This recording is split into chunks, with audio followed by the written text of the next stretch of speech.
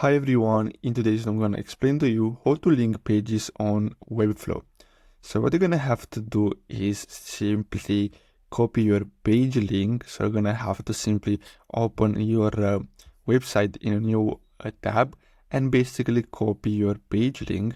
And after that you're going to have to simply either add a button, or you can simply, as you can see, some of these texts have this link icon. So if you see this hover over your text or buttons, that means that you can link other pages to this. So basically when someone clicks on this, they're gonna get redirected to that specific page. So what you're gonna have to do is simply click on the settings icon and then simply click on links, and then here you're gonna have to paste the link, and then here you can choose if you want this to be opened in a new tab or not.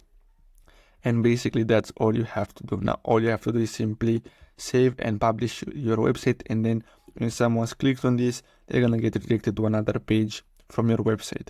So I really hope you found this video helpful. Don't forget to like and subscribe, and I'll see you in the next video. Thanks for watching.